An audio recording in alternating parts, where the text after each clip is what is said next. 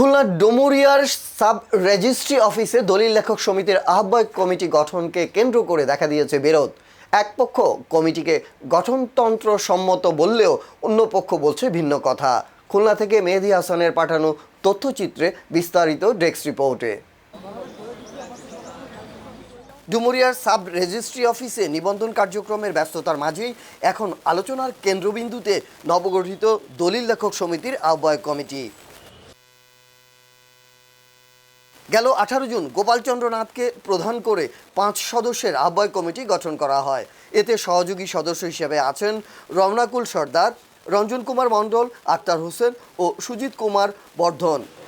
আমি তো মিটিংয়ের জন্য স্বাক্ষর করেছি এবং এজেন্ডা লিখে দিছি যে পূর্বের কমিটি বিলুপ্ত এবং অ্যাডহক কমিটি প্রসঙ্গে মিটিংয়ের জন্য আমি স্বাক্ষর করেছি অন্য পৃষ্ঠায়। তাতে এখন যদি ওনারা ওখানে কিছু করে থাকে সেটা সঠিক না এবং সেটা অবৈধ। সাবেক নেতাদের অভিযোগ, সদস্যদের মতামত ছাড়াই গঠন করা হয়েছে কমিটি। তবে নতুন কমিটির দাবি 61 সদস্যের মধ্যে 41 জনের সমর্থন নিয়ে গঠনতন্ত্র মেনেই আহ্বায়ক কমিটি গঠন করা হয়েছে। তাদের লক্ষ্য দ্রুত নির্বাচনের মাধ্যমে পূর্ণাঙ্গ কমিটি উপহার দেয়া। পূর্বের কমিটির মেয়াদ শেষ হয়ে যাওয়ার পরে এলোমেলো অবস্থায় ছিল, তারা কোনো কাজকর্ম করছিল না। সমিতিটা যাতে সুন্দরভাবে চলে এই হচ্ছে আমাদের উদ্দেশ্য, এই জন্য আমরা এই কমিটিটা তৈরি করি।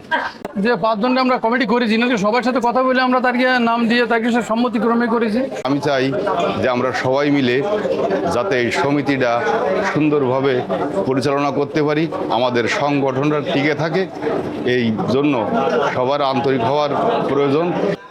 আহ্বায়ক কমিটি গঠন নিয়ে সাধারণ দলিল লেখকদের মধ্যেও রয়েছে মিশ্র প্রতিক্রিয়া। তবে অধিকাংশ সদস্যই চান মতভেদ দূর করে সংগঠনের স্বার্থে সবাই যেন একসঙ্গে কাজ করেন। 28 ফেব্রুয়ারি যে সময় মেয়াদ শেষ হয়ে যায় তখন আমরা কমিটির সভাপতি, সেক্রেটারি ওনাদেরকে কল করি যে আমাদের মেয়াদ তো শেষ হয়ে গেছে, তা আপনারা আসেন কী কায়দায় করা যায়। তো ওনারা বলল যে এখন তো আছে জাতীয় নির্বাচন আছে বা রোজা আছে, আমরা রোজার পরে বা নির্বাচনের পরে আমরা এইগুলো করব। আমরা সেই মতো চুপ থাকি। চুপ থাকার পরে যখন নির্বাচন হয়ে গেল, তারপরে রমজানও চলে গেল, বললাম যে কমিটি গঠন করি। ওরা এই আজকে আসে, কালকে আসে না, কালকে আসে তা পরশু দিন আসে না, এরকম। আজকে একজন আছে, কালকে উপস্থিত নাই কেশিয়ার, আজকে সভাপতি আছে, অন্য দিনকে সেক্রেটারি নাই, এইভাবে তালবানা করে। তালবানা করলে আমরা তখনই আর কি যারা অন্য মানে বর্তমান যে কমিটি এদের যে সদস্য আছে, সাধারণ সম্পাদক মানে সাধারণ সম্পাদক বা সহসভাপতি, তাদের নিয়ে আমরা মিটিং করি যে আমরা কি করতে পারি।